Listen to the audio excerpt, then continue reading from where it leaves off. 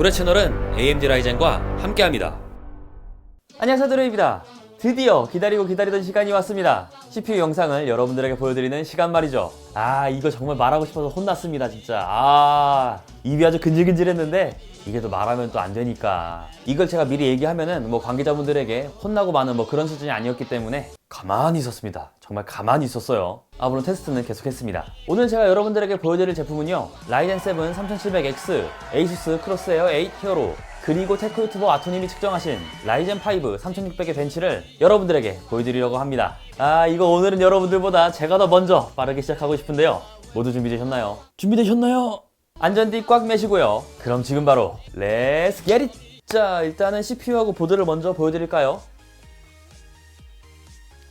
짜자잔, 여기 있는 건 라이젠 7 3700X고요 그리고 이 보드는 제가 앞서 말한 ASUS의 크로스헤어 8 히어로 제품이죠.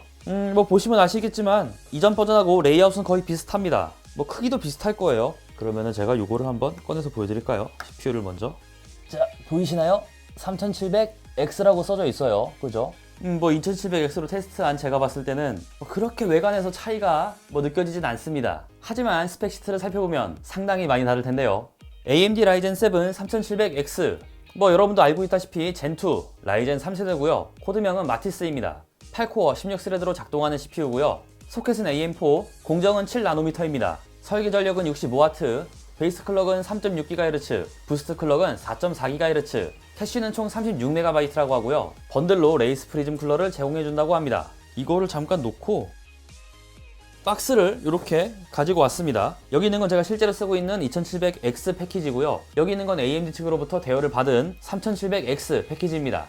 패키지의 디자인이 아주 바뀐 건 아니에요. 2세대는 굉장히 깔끔한 모습이고 3세대는 무늬가 들어갔죠. 그리고 옆에 보면은 색상만 조금 제외하고는 똑같고요. 뒤에는 여기는 스펙이니까 상관없고, 옆에도 보면은 이렇게 레이스 프리즘 쿨러가 나와 있습니다. 패키지의 크기라든지 전체적인 레이아웃은 상당히 비슷하다 얘기를 해보고 싶네요. 자, 그러면은 보드에 대해서도 한번 알아봐야겠죠.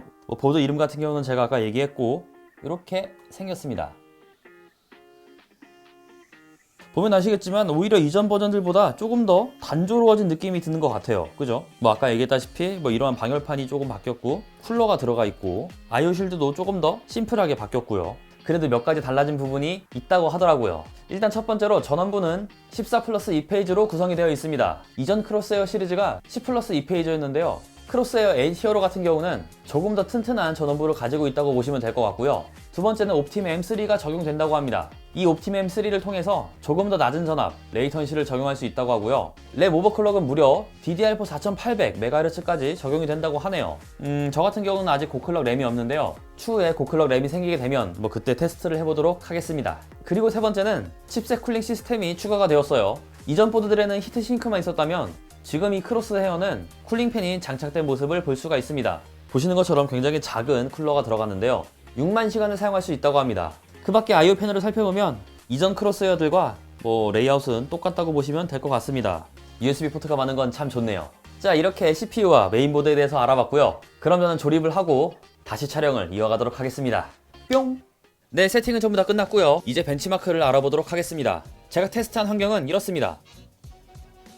이렇게 세팅해서 벤치마크를 돌려봤고요. 중간중간 따로 설명해야 될 부분이 있다면 그건 제가 그때마다 바로 얘기를 해보도록 할게요. 그리고 아직 메인보드가 너무나 불안정한 게 느껴집니다. 테스트했던 많은 분들에게 물어보면 최적화가 많이 필요하다는 의견이 항상 나왔었으니 이 점도 꼭 참고 부탁드리겠습니다. 3700X CPU제 벤치마크는 싱글스레드 515점, 멀티스레드 5482점이 나왔습니다. 그리고 i7 9700K를 살펴보면 멀티스레드는 3986점이 나온 것을 알 수가 있었습니다. 두 개의 CPU는 전부 순정으로 테스트를 했음을 알려드립니다. 코어 한 개의 성능은 떨어지지만 멀티코어에서 높은 성능이 나온다는 것을 확인할 수가 있었고요. 긱벤치4를 살펴보면 싱글코어는 5652점, 멀티코어는 34017점이 나왔습니다. 싱글코어 성능보다 멀티코어 성능이 굉장히 좋은 CPU임을 알 수가 있는데요. 9700K의 점수를 확인해보자면 싱글코어는 6173점, 멀티코어는 3068점이 나왔습니다.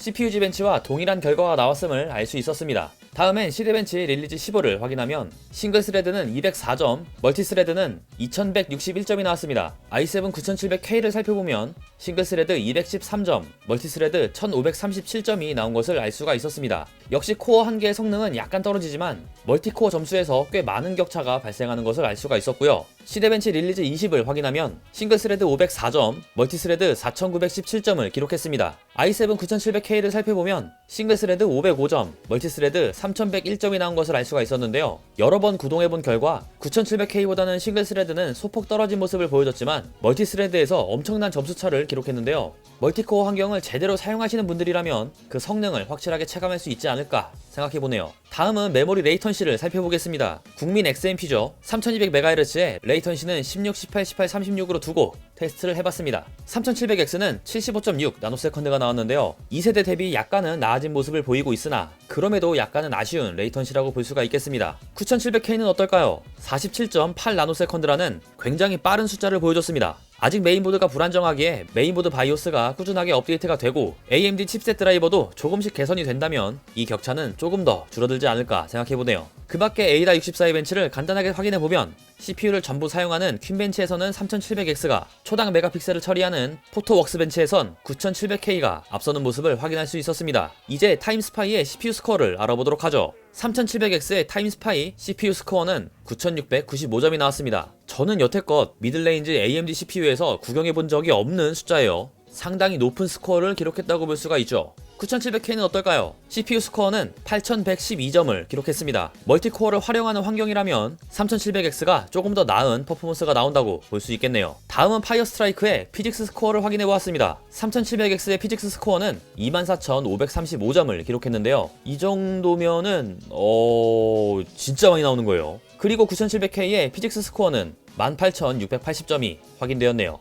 9900K와 비슷하거나 더 높은 피직스 스코어라는 것을 알 수가 있었습니다. 그리고 테크 유튜버 아토님의 라이젠 5 3600 벤치마크 테스트 결과에 대해서도 간단하게 살펴보자면 시대벤치 릴리즈 20 멀티코어는 3643점, 싱글코어는 478점이 나왔습니다. 그리고 메모리 레이턴시는 77.4 나노세컨드가 나왔네요. 파이어 스트라이크 피직스 스코어는 19836점이 나왔으며 타임스파이 CPU 스코어는 7349점이 나온 것을 확인할 수가 있었습니다. 그럼 마무리를 해볼까요?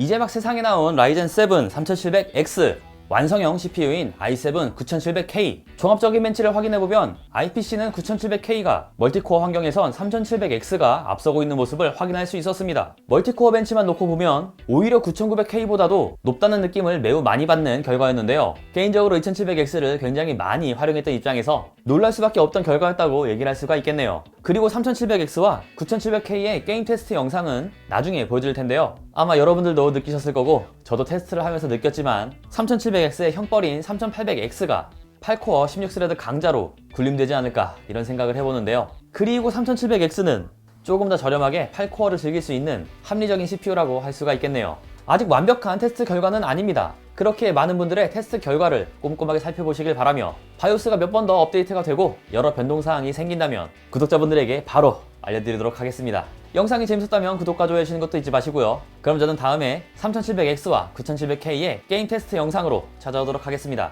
그럼 바로 또 봐요. 안녕. 이거 바이오스가 불안해. 바이오스가 이거